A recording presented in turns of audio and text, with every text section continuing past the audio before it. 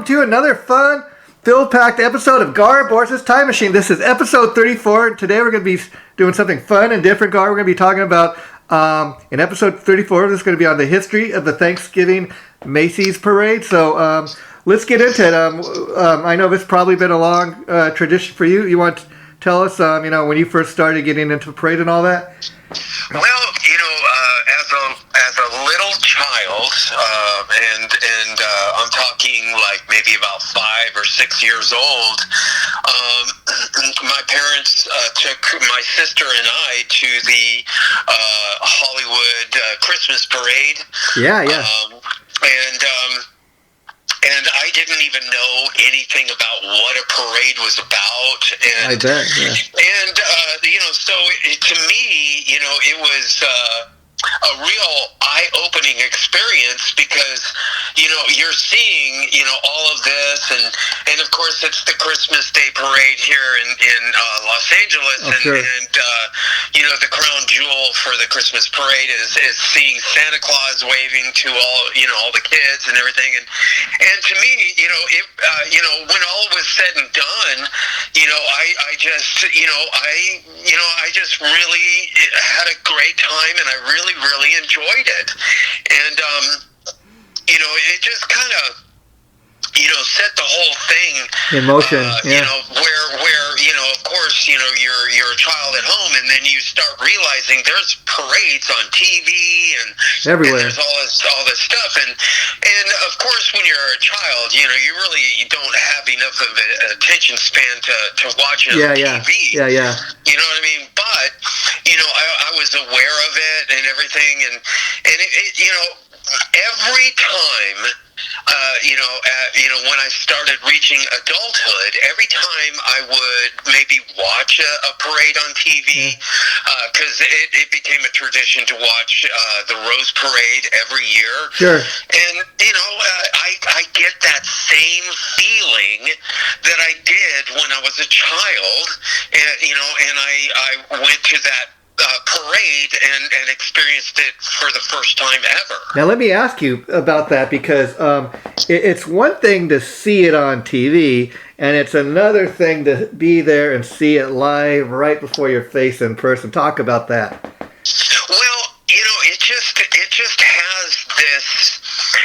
It's the same thing that you would say about, you could watch music videos, sure. or watch a live performance on TV, but it doesn't hold a candle to watching a live concert in person. It just takes the whole experience to a much higher level, and it's hard for anyone to be able to describe, what that is, but it just raises the level of the experience. Oh, sure. And now, just to give people a little background information on the Macy's Thanksgiving Day Parade, it's an annual Thanksgiving Day Parade presented by, of course, the U.S. department store Macy's, and the parade's debut was on November 27th, 1924. So again, this parade, the very first one, dates all the way back to 1924. And if you go and do research on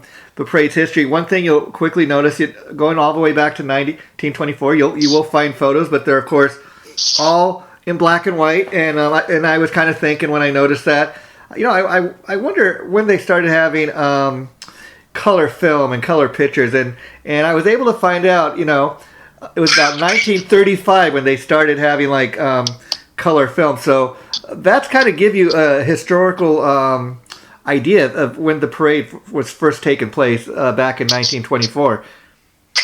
Well, I think the younger generation is kind of turned off by black and white. Yeah. And understandably, the color experience is more visual and everything like that. But the black and white has a deep sentimental thing for people like me and my generation, because that is the early part of our childhood. When I guess you call it the boomer generation. Sure. when they were children, cartoons were in black and white. All TV was black and white. Everything was black and white.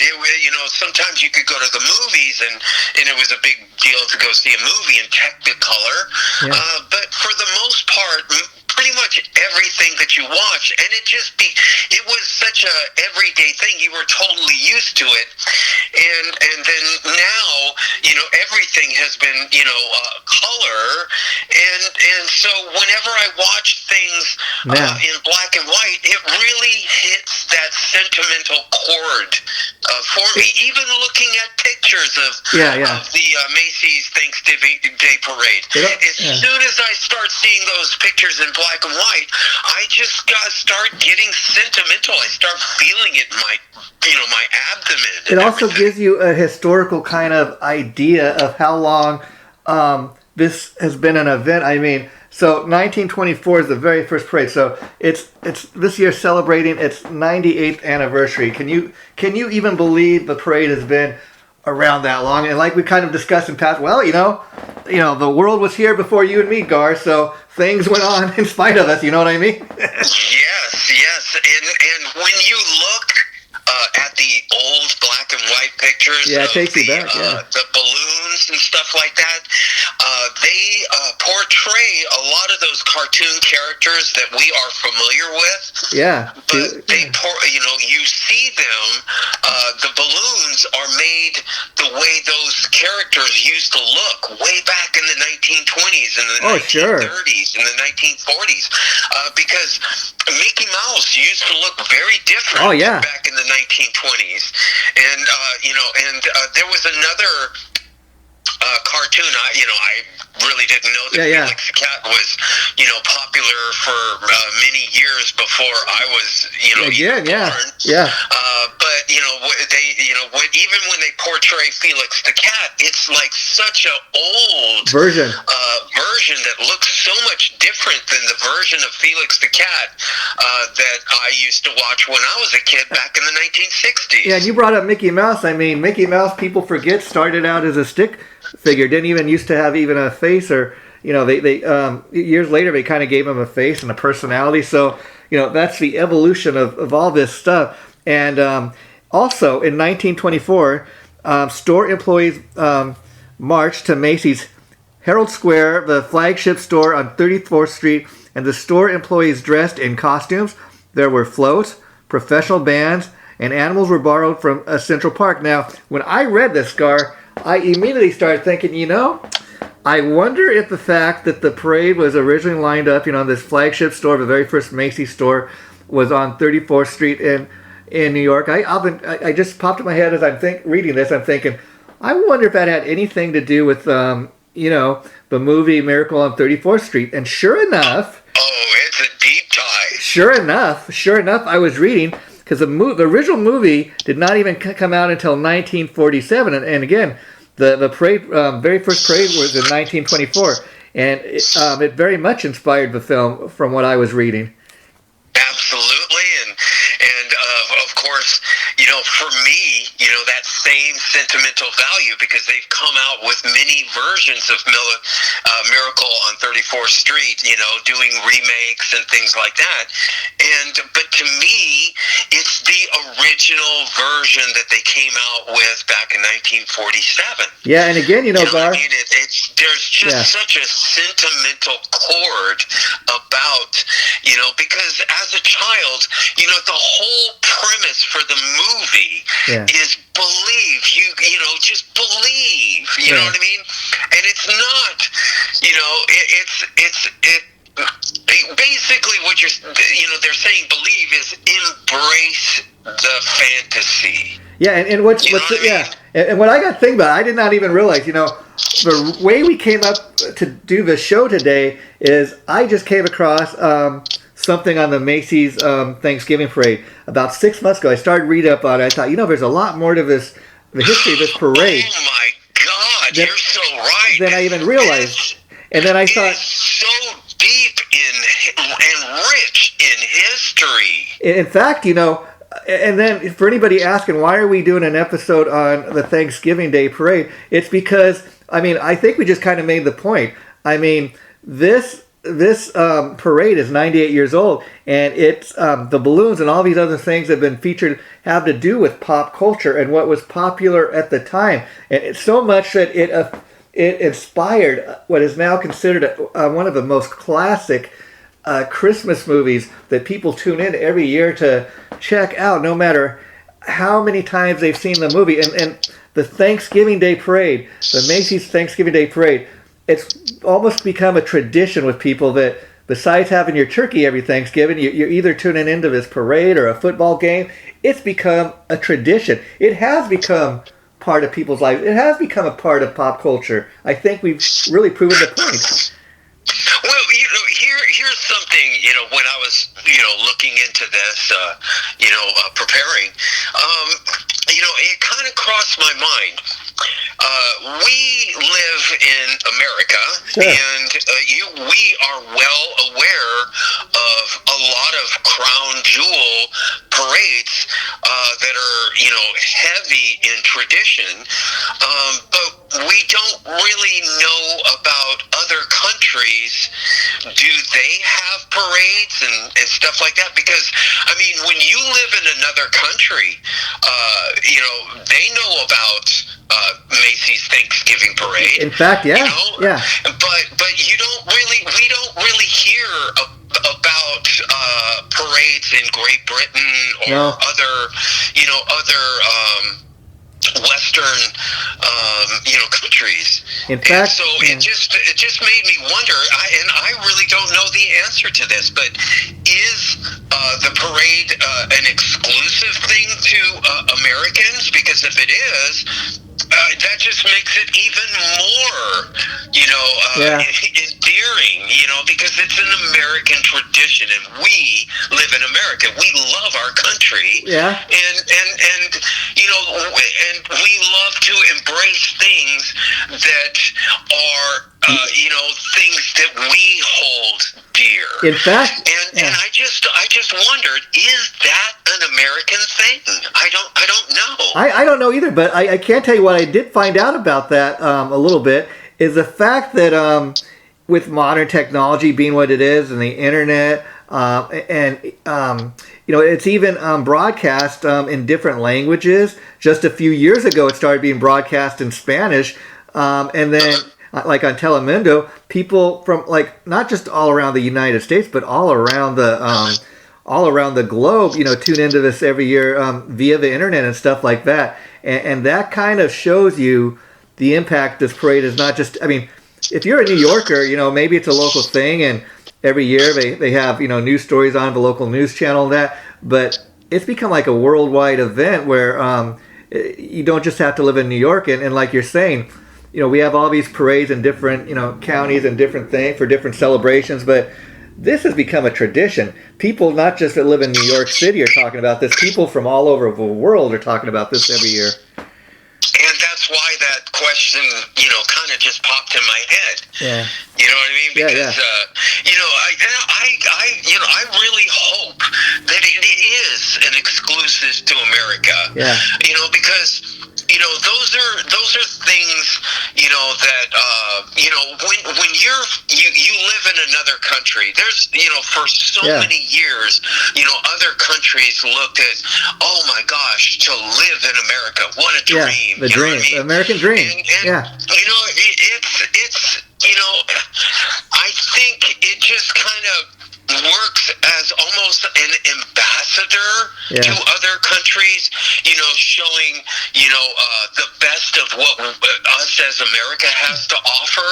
Oh, sure. And we are, say like the Thanksgiving parade, Macy's parade, that's it's basically for Americans, but it's being broadcast all over the world. Oh, sure. And it wouldn't be broadcast all over the world if it wasn't extremely popular elsewhere, too. Yeah, and it makes you wonder why they haven't copied it more in other countries. I mean, if that many people are tuning in. We don't really hear of another country having something big and grand like the Macy's, and it's just, back in 1924 when they first started it, they didn't have the balloons, which eventually became the featured event, signature thing about the parade. Yeah, and they were doing it with your traditional, zoo animals and stuff like that. But it's a 6-mile trek, and that's kind of hard on animals to go for 6 miles. See, I didn't even think about that. That's something like that. Yeah. And I think it wasn't a good fit, and the idea of doing those balloons is just such a genius. Yeah. Because anytime anybody mentions Macy's Thanksgiving Day Parade, the first thing that pops in your head are those gigantic balloons, because they create such a visual that really affects you mentally. Yeah, and here's the thing with that, Gar. That's why I do this with you, because I didn't even think about, all it would be on these animals walking miles and miles and miles. I mean, because I was thinking when I heard initially, okay, it featured professional bands, and animals and all this other stuff and music, everything you'd want a parade to feature, like you said. But that's a very good point, that these animals probably, they realize it's too far, for them to walk. They're in all this pain. And so the balloons do kind of, make sense. And what's interesting, I was reading that the one that helped create the balloons early on for many, many years of the parade's history was the Goodyear Tire Company. And what they would do is they would obviously fill the balloons up with a lot of helium, and these balloons would travel miles and miles for days after the parade. And what they used to do is they would attach a little address card onto each of these balloons, and eventually, of course, the balloons fall down to the ground, and somebody would find them, and if they returned the balloons back to the Macy's Corporation, Macy's would reward with some kind of gift. So think if you were one of those people and you found the balloon. I mean, that says a lot about the person, that they would even go, take the time to mail it back or take it back to Macy's for that reward, Excuse me, I just did a show last night. Sorry about that, my friend. Well, I was under the weather, and actually it was a good performance too. There you go. Wow. A performance when you're under the weather, can be the most adverse conditions. I can't believe I survived that show last night. Well, I'm glad you did. It is. I have a throat infection. Oh wow. But getting back, getting back to this. I'm sorry. I was going to make a comment on what you said, but I started coughing. And Sorry about that. Sorry about that. Sorry, I apologize. What they say, the show must go on. Yes. So let me help you out here, Gar. At the end of the first parade, Santa Claus was welcomed into Herald Square. Santa Claus stood on the balcony of Macy's 34th Street entrance and crowned the King of the Kitties. The first parade had an audience of, get this, over 250,000 people at the parade. Can you believe that, Gar? Well, and that raises another thing, that crossed my mind. Yeah. Is there are 2 states in all of the 50 states of America that really take a serious personal pride in whatever these 2 states do. They do it bigger and they do it better. And one of them is Texas. They take a serious pride in doing bigger and better. And there's really nothing wrong with, to me, unless you're, using it to hurt other people. But the other is New York. New York takes a serious pride in whatever they do. They do it bigger and they do it better. And kind of it's really true. Just look at the fact, that, this parade has such a, the introduction of those giant balloons. It just, I can't, like I said earlier, it just affects you mentally and visually and everything. It just has such a, an effect on people. Great effect, and you just, every year you look forward to what are they going to do next, because every year the objective is to outdo what they did the year before. I mean, just think about this, Gar. Okay, like I said at the top of this episode today, this is the 98th anniversary in 2022 of this parade. And how many things have been around 98 years? I mean, like I was saying, the Goodyear Tire Company was the one that helped with these balloons early on. Goodyear Tire Company is still around, but they're not as big as they. Sears department store used to be a big thing, back in the days. Sears department store is out of business. Absolutely. How many things have come and gone in the last 98 years, but this parade carries on. And to kind of prove that point of how popular this parade is, again, you put a parade like on this for the first time, and you think, oh, okay, maybe some people come, maybe it'll be successful. But because of the success of the very first parade, Macy's promised that their Thanksgiving parade would become an annual event. And some of the videos I was watching on the history of this today, Gar, to do research for today's episode, initially, like the first year they did this, they called it the Macy's Christmas Parade, even though it was held on Thanksgiving. And then after that, of course, being that it was held every Thanksgiving weekend every year, they started calling the Macy's Thanksgiving Day Parade. And that's kind of also the time of year when Thanksgiving, and it's the time that all the holiday season starts. It's the holiday kickoff. So just think about that too. Well, yeah, the only thing I can say is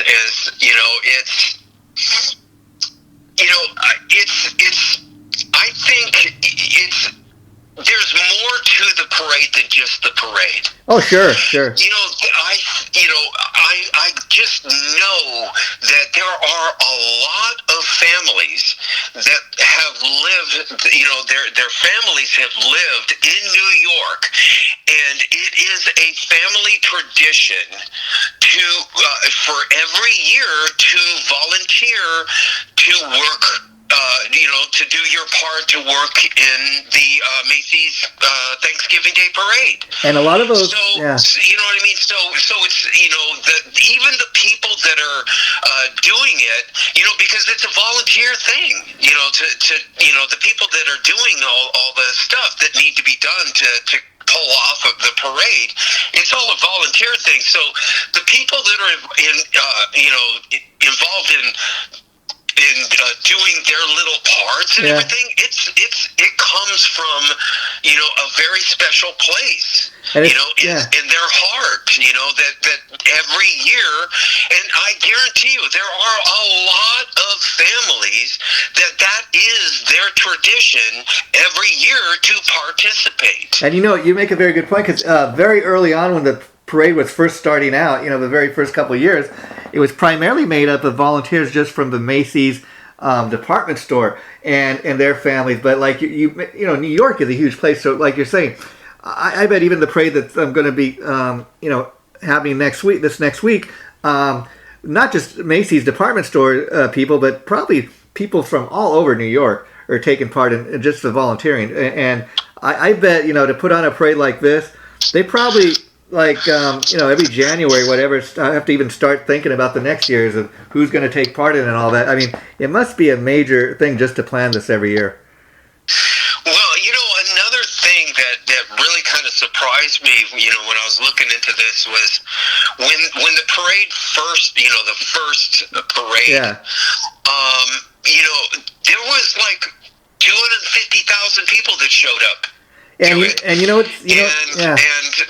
media didn't pay any attention to it at all. Yeah, this is nobody thought to, hey, let's go, let's do a piece about this. It's a new thing. There no attention was paid to the parade at all, but yet 250,000 people showed up to that first Macy's, back then it was a Christmas parade. Yeah, and here's another point to touch on that. I mean, we got to remember again, 98 years ago, 1924. There were no TV stations then. There was radio, there was newspaper. But again, you'd think that they'd send a photographer, somebody from a local newspaper. They didn't even do that. And this is another case of maybe the people know a little something, but the media doesn't know. Again, the media was nowhere near like it is today. I mean, you didn't have TV media back then, and that's another thing. The parade was broadcast on, initially when they started first doing radio broadcasts. So again, when they start having radio broadcasts every year of the Thanksgiving parade, people are either going live or they're able to now to tune in on their local radio station there in New York. But again, it's a local thing at that point, because only people who live in New York, know about it. And so people then are able to hear it on TV, on the radio. And it's kind of like, I guess at that point, a sporting event, if you will. Yeah. Well, and then, see, the generation before me was the radio generation. Yeah. The pre-TV generation. And what was special about that made radio so popular back then was because it was really the only choice for the media to be able to reach out to the people to at least give them some kind of experience, yeah. To the parade and stuff like that. But what made it special is people would tune in. Now it's hard for us to mentally grasp. Yeah. Why would somebody sit by the radio and not be able to see the parade but want to sit down for a couple hours and listen to the parade on the radio? It's hard for us to mentally digest that. But the fact is that generation, what made it special is they would sit and they would listen to it, and they would visualize what they were listening to in their head, which is the same thing you're doing when you're reading a book. Yeah. You're reading from a book, but you're visualizing the characters in your head. Yeah. And that was the special bond of that previous generation to mine with the radio, because they used to watch or listen to TV shows, and sure. Like shows that even Superman. They had episodes of Superman. Yeah, and those shows, you wouldn't be able to watch it, but you would visualize the characters in your head and stuff. And to me, it's hard for people to understand why somebody would sit by a radio and listen to a parade on the radio. But if you were part of that generation, you would totally understand. Oh, sure. And then by the second or third or even the fourth year of the parade, people are listening to on the radio because that's all there was. And again, if somebody lives in New York, it's kind of a local thing. You might even hear about it on the local radio station. But at that point, you may have heard somebody you lived in New York. Oh yeah, they have this great Thanksgiving parade, and then you find out, you can tune in on the radio, and if you can't be there, you can at least listen to it. It's kind of the next best thing, and you can dream about that maybe one day you're going to be able to go. The next obvious question is, okay, Gar, probably people out there wondering, so when was the parade broadcast for the very first time on TV? Okay, now this is interesting because 1939 was the year, but I'll let you take it from there. No, go. 1939, that was before my time. The only thing I could do is like mentally digest, what it would be like. But for my generation, it would be in black and white. Yeah. And in my generation, there's just such a sentimental tie into black and white. I personally went through a period in my life when I was my teens all the way to my late teens, where everything that I watched had to be black and white. Wow. I always watched old black and white movies. I watched black and white TV shows, and that was a thing for me. And it wasn't like something that I saw somebody else do that I copied them or anything. It was just a personal, attachment to black and white. Yeah. And during the 1930s, I guarantee you it was in black and white. And everything was so much different back in the 1930s. Everything was so much different. Yeah. So, To me, it's all about that, that personal, traditional tie, that it's exclusive to us here in America, and it's something that, that has lived the test of time, lasting almost 100 years, that's unheard of. I mean, Gar, just think about this. I mean, I imagine, having, having a discussion with your grandchildren or something, talking about this thing called the payphone. They're like, Gramps, what are you even talking about? What is a payphone? There was a time. Yeah. Well, there was a time. Say like nowadays, if we're getting off track, but it's so important. Apropos. Nowadays, if we're going to be late, we just call on our cell phone and just let our people through at work that we know, hey, we're going to be late. I'm going to be late. But back in the day, when there were no cell phones, and it wasn't that long ago, it really wasn't. Yeah. If you were going to be late and you were stuck on traffic, number one, you would, you're stuck in traffic. Yeah. So you would have to basically be patient, waiting for your opportunity with all of that traffic to get off the freeway. Oh, sure. Then once you're off the freeway, now you got to drive around searching for a gas station that's got a payphone, because payphones were always at the gas station. Yeah. And then once you find the gas station, then you call. Yeah, So there's the delay in, calling, to let your work know that you were going to be late. You were already late for work by the time you got on that phone to call your work. In fact, you know what I mean? Yeah. And it's so different now. In fact, you'd be lucky if you even... It's hard for people, the younger generation to understand that payphones were the norm. Back in those days, there were people that didn't have phones at their own home that would go to the payphone to call their friends to chew the fat. Yeah. In fact, you'd be lucky if you can even find a payphone. In fact, just driving around town the other day, I found at a gas station, it looked like where they have a payphone, but just kind of the stand was there, but they took out the phone. I'm like, okay, well, I don't know why that's there, but okay. But just to kind of touch base on talking about the transition of maybe not just going and seeing the parade live, but then hearing it on the radio, and then in 1939 they start broadcasting it on NBC.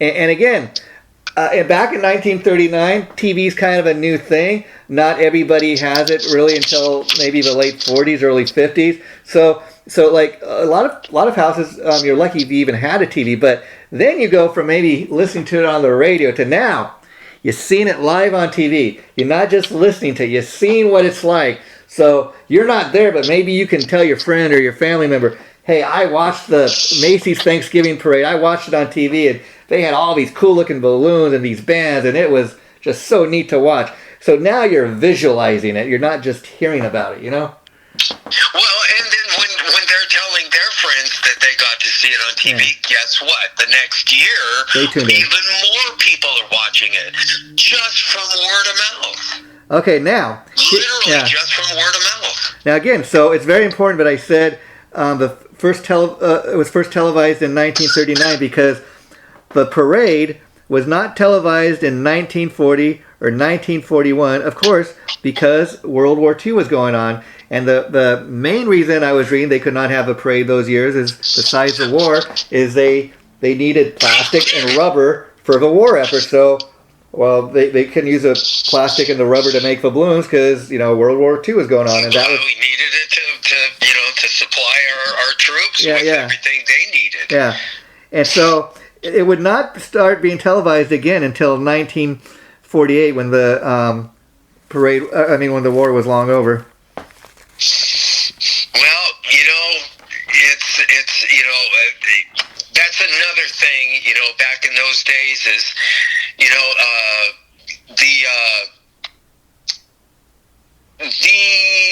I don't know how to describe it, people doing their part to pitch in for the war effort was a big thing for Americans back in those days. You see it in It's a Wonderful Life. Sure. It was a part of Americana. In fact, that when we were at war, everybody did their part. In fact, Gar, even if you weren't fighting in the war and you were living at home here in America, you still did your part to help the effort. In fact, Gar, I'm glad you brought that up because it's coming up on the 1 year that we did a show, our holiday show last year we did was on It's a Wonderful Life. And if you remember, when we did research for that show, it said that the bumpers and the metal in the cars they used in that filming of that movie were metal that was being made during the wartime, and that was their effort to support the war. So again, you don't even realize, or people may have heard these stories, but they forget about it. But even in making movies, they would do stuff like that to support a war effort. Very good point you made there. Well, yeah, because a lot of people forget about those small details. Yeah. You know what I mean? They kind of just get faded away and everything like that. But it is the core of Americans. Yeah, and you so know what I mean? Yeah. And when we're in America and we're in a dire situation where now all of a sudden somebody hates us enough to want to go to war with us. Yeah. Americans band together. Look at 9/11. Oh, sure. You know what I mean? Everybody came together as Americans. When that happened, and that's the same thing back. In World War II. Everybody comes together. In the war effort because we are all Americans and we love our country. Yeah, and so here's another interesting thing. So as far as the very first radio broadcast of the parade, that was in 1934, and then of course televised for the first time in 1939, and then not for a few more years now. So just think about that, Gar. By the time World War II is taking place, this has become like an annual Thanksgiving tradition. Now, could you imagine being in a world, not just World War II is going on at that time, but then for people that had enjoyed this annual event, they're not able to enjoy it for a few years. There are other things going on in life. But then what's that like after the war ends and this great tradition starts up and they're able to see it again? Must have been a wonderful thing, finally getting our parade back. Well, yeah, and you take away the balloons, and you just took the heart out of the parade. Yeah. That's how much the balloons are a huge part of the parade.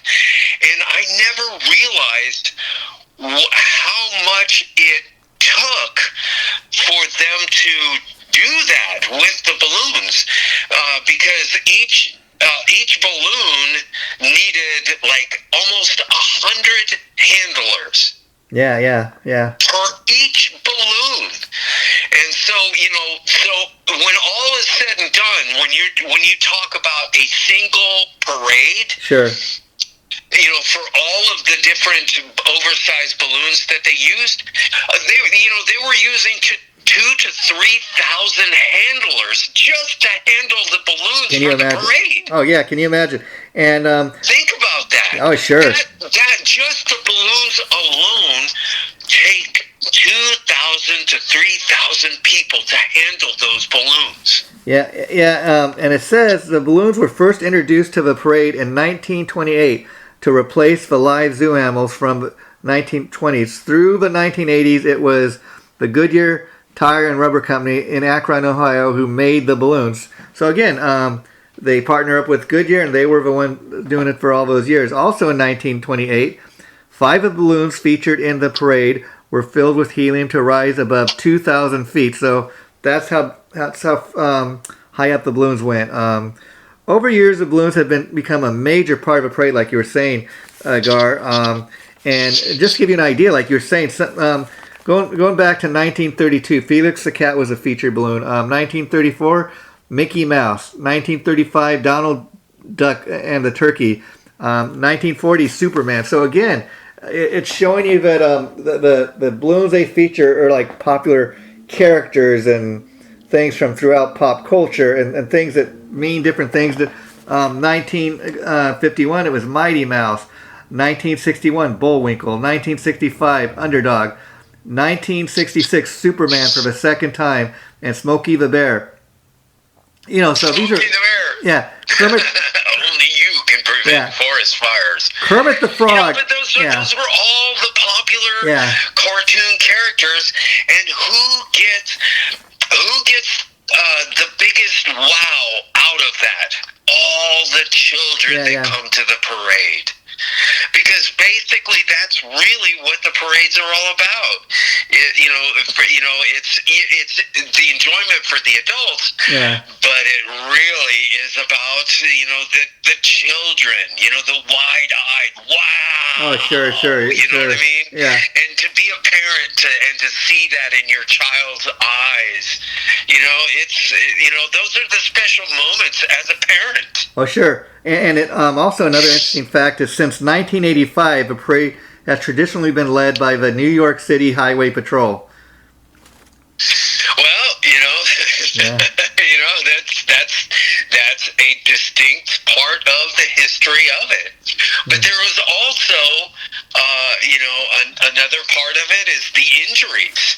Because the balloons, there were some times that they would do the parade and the wind conditions would get out of control, and even though they had like 90 handlers per balloon, 90 people with a gigantic balloon fighting against the wind blowing the thing around can make things dangerous. And there was a couple of maybe about 3 different times that people got hurt, and there was one time where there was a one lady that got hurt. She got hurt really, really bad. Yeah. You just got to hand it to the city of New York. Oh, sure.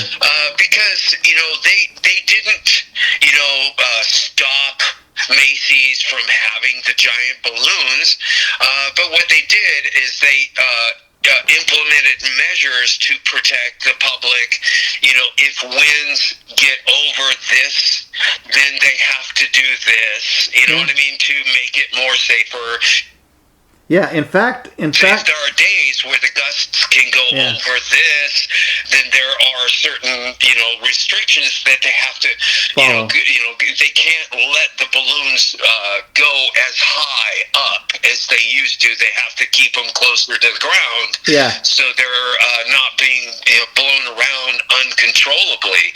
So, you can't really talk about the Macy's parade, without giving up that, tradition, part of it. Yeah. And it is kind of a downside and everything like that, but, how are you going to have a parade where you're implementing things like this and it's a kind of a learn as you go thing. Sure. You know what I mean? I mean, just what we talked about today, to see what the parade started out and how little media coverage at first it got. Nobody even had a clue. The people that were at the parade, they had a clue, but not the media back then. And like just how different technology is, and that affects how the parade is even covered. Now, to talk about some of those injuries, one specific, on November 25th, 1993, a strong gust of wind pushed a Sonic the Hedgehog balloon into a lamppost at Columbus Circle. The lamppost was damaged the balloon. The top of the post broke off while inside the balloon, dragging the balloon down, and injured both a child and an off-duty police officer. Now, I looked to see if I could find any articles about any further about the people that were injured. I was unable to, and interestingly, I was hoping you did. And interestingly enough, it said that video of this incident did not even surface on the internet until 2021. So, if you type in, Sonic the Hedgehog balloon or something from 1993, the video will come up. It's kind of interesting. But again, like you said, you learn as you go. And also, along the lines of what we've been talking about, in 2020, the parade's first international broadcast took place in the Philippines. So for people living in the Philippines, this was broadcast, in the Philippines for the very first time, not even until 2020. But see that there's only one reason why they would do that, is because there was a appetite for that in the Philippines. You know what I mean? Because radios are not going to incur the cost of doing that and broadcasting it out to, unless there is a demand to start with. Yeah, and Gar, now... So think about that. The Philippines was demanding it. Yeah, sure. And that's why that demand got fulfilled. Yeah, if I asked you, you'd probably be surprised to find out... you probably think, okay, the parade's probably been available, in Spanish broadcast for several years now. It wasn't until 2003 that Telemundo started broadcasting it in Spanish. Can you believe that? Well, better late than never. Yeah. I think, if people were really thinking about it, that should have been implemented way earlier than that. Because the Latino, part of the market, I'm sure they were not happy with the fact that they were being bypassed. Yeah. To be able to enjoy it. And then again, Mexico is another country that it is broadcast in their country, and it would not be broadcast in Mexico unless there was a demand asking for it in the first place. Yeah, and now Gar, before we wrap this up today, I found some real fun facts of what was going on in the world in 1924. Okay, U.S. president was Calvin Coolidge, became the first president to deliver a radio broadcast from the White House, and that happened on February 22nd, 1924. Again, we kind of take that for granted that the President of the United States has the ability to make a television broadcast or a broadcast on the radio if he likes to the public. That's something we kind of take for granted. But again, this goes back to the very first year the parade was, and so the president at the time is able to make radio broadcasts. Just think about that. Yes, it was a big deal. And then, you don't have the president doing that unless it's a big deal. Yeah, and then another thing. Again, I was kind of thinking, and I did the search of what was popular pop culture back in 1924, and one of the things I came up with, which is I thought very interesting. So this is what they used to do for fun, if you can believe it, back in 1924, before we even had TV or anything. The publishers, what was it? Simon & Schuster publisher published the very first crossword puzzle book, if you can imagine, in 1924. Okay. Okay. And this was actually, if you believe it or not, this was considered pop culture at the time. Introduction of the automobile. Oh, and it said, that's true. And it said this was really a big deal in that for the first time ever, people had the freedom to go wherever they wanted, whenever they wanted, without the need of a horse for the first time. Yes, which eliminated the job. The person that used to have to come out in the street and clean up the horse poop. We forget, because again, this is the world before our time. But you see all those old commercials for Wells Fargo. They used to deliver the money, but the mail you'd get at your house would be delivered in the covered wagons. That's what's taking place. And then, can you imagine the automobile is introduced, and all of a sudden people are able to afford it? It's like, wow! Think how that changed those people's lives. Yes. For me, another thing that just really, overwhelmed me. Yeah. Was looking at, year after year after year after year.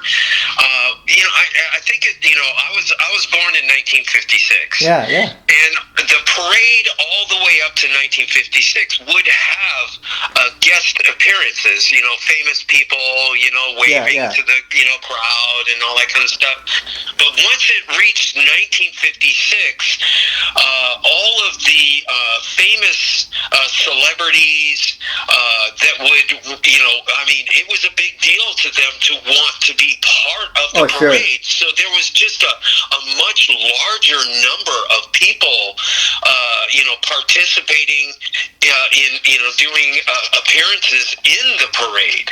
And every year it just shows how special it was to all of these famous people to participate in this parade. It is literally an ocean of the most famous people during those times. In fact, another interesting thing is that I think that you started this episode was talking about your experience with the Hollywood Christmas Parade. For years, that was kind of my same story. And I remember for years the Grand Marshal was always Bob Eubanks and Stephanie Edwards. Stephanie Edwards, the lady used to do, remember the Lucky's supermarket commercial? That's what she was known for, and back in the day. Yes, you're right about that. And it's like, I don't think Bob Eubanks is doing, he's long retired, but it's not what it once was, but it's still that tradition. If it was ever to be taken away, I think we would have that feeling of, oh no, they took my thing away. And the Hollywood Parade is much more like featuring celebrities, whereas with Thanksgiving, Macy's, it has some of that, but not as much. It's more about the balloons. It's much more about the performers in that. Yeah, but it's just so trippy to see all of these people. That over all of these years, that participated. It's, as the years get closer to now, even more and more people, join in and want to participate, and it's just really heartwarming. If I ever reached that kind of level, of celebrity, where somebody wanted you to, said, "Hey, how would you like to?" Oh my God, that would be a lifelong dream, memory. I would just be so humbled. Oh, sure. To even be invited, to participate in something like that, and so it's just really heartwarming, to see all of those people that, it was a big deal of them to be part of it. Yeah, it's funny, and I'm looking forward to watching it next week only because of COVID the last several years, they didn't have it like for the last 2 years. I think last year they decided, okay, well, we're not going to allow the parade to take place, but we'll have a digital parade. Not exactly the same thing, no matter how... No.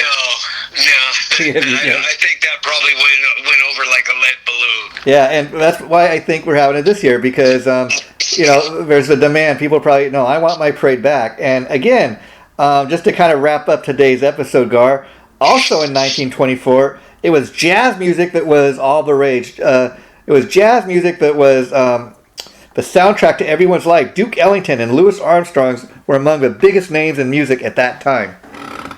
Absolutely.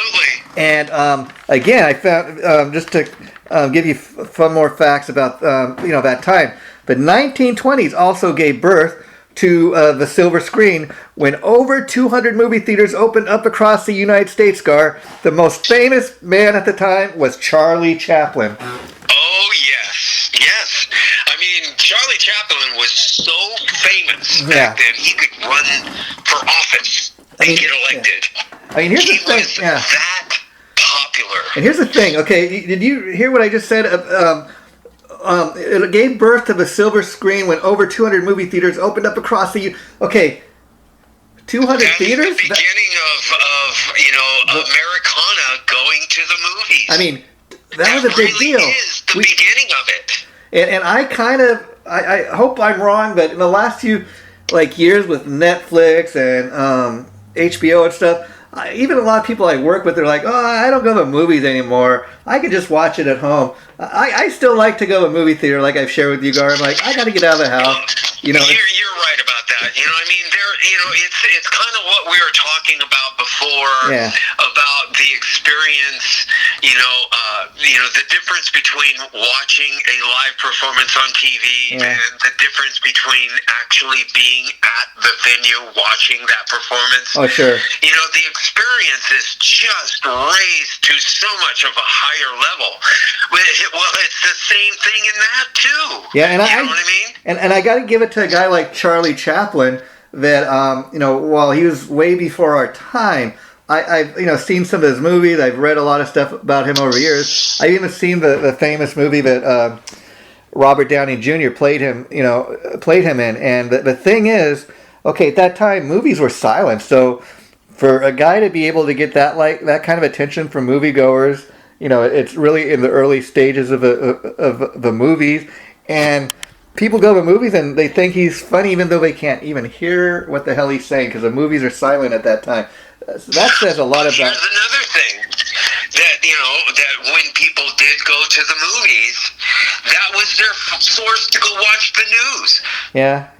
Because there wasn't TV, and then when you went and watched a movie, part of the experience going to the theater and watching the movie before they would actually put the movie on, they would put the news on.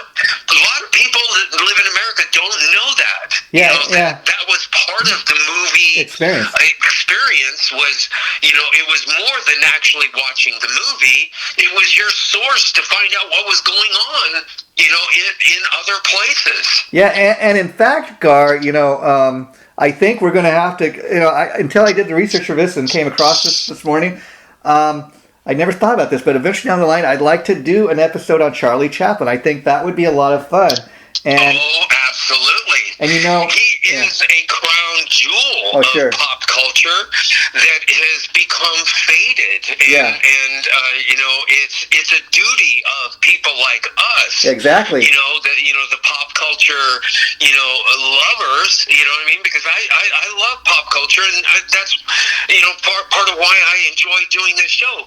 But you have to give tribute to what came before. One of the early pop culture icons. Because if Charlie Chaplin had never been around, or any of those other famous actors from that time, we wouldn't have, Hollywood wouldn't be what it is today. And yes. And the thing, Gar, like I said in today's episode, Thanksgiving has become a tradition with people, in the sense of that's something you do on Thanksgiving. You watch a parade, you watch a football game, you start watching some of your favorite Christmas movies. And I was interested, I came across a video, what was Thanksgiving in the 1950s like? And I was interested to find this out, because again, we know the world was around before we were, but you think these traditions were going on for years and years. And I came to find out the interesting fact that it was not until the 1950s when frozen turkeys were first made available for consumers to purchase in the grocery store. Whole turkeys for people to purchase for Thanksgiving dinner. I mean, I pictured my relatives, people that were here before I was, celebrating Thanksgiving all their lives, and you kind of realize maybe once they start having, this parade and other things go on, okay, you know what? We're gonna have a Thanksgiving dinner at our house. We're gonna watch the parade. We're gonna watch the football game. We're gonna start watching Christmas movies on Thanksgiving. The family's all gonna get together. I mean, because of things like this, we have those traditions now. Yes, and a lot of people don't know that Thanksgiving in itself,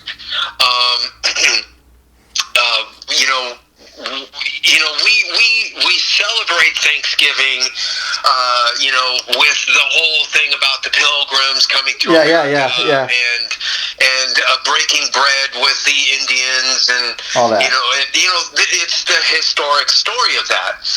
But and those Thanksgiving, way back in the earliest years of our country, wasn't a celebration on one day. Yeah. It was a celebration that went on for a duration of time. Oh, sure. Possibly up to like a week. Oh, wow. See? And they didn't call it Thanksgiving back in the Pilgrim days. They didn't even visualize it or think about it that way. Oh, sure. It was celebrating the bounty of the harvest for that year. Yeah. And there was a lady, that is responsible for very, very famous nursery rhymes that we still know today. Oh, sure. Yeah, I mean, they are some of the most famous nursery rhymes, and she wrote some children's stories that are still appreciated today, and she's famous for that, right? Oh, wow. But nobody knows that for many, many years she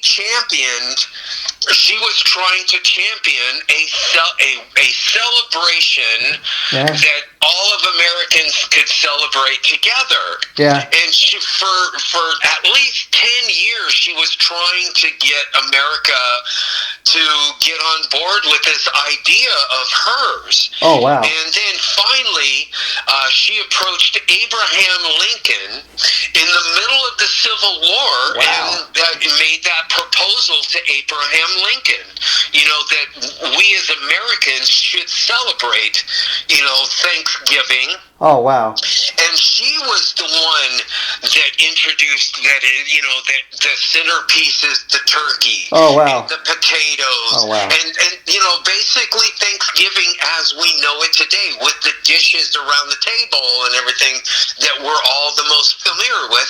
And it was Abraham Lincoln that, that's a great idea, because America was in the Civil War. And of course, what is his job as the president is to bring us together. You know what I mean? Oh, sure. To quit, to end this divide. Oh. And so he took her idea, and Abraham Lincoln is actually the president that is responsible for bringing Thanksgiving to us today, the modern version, and the name and everything. Oh, wow, Gar, I didn't know. Now, thanks for helping me do this historical look on the Macy's Thanksgiving Day Parade. It was so much fun. If you could hold on for just a minute, Gar, I want to talk to you off air, okay? All good.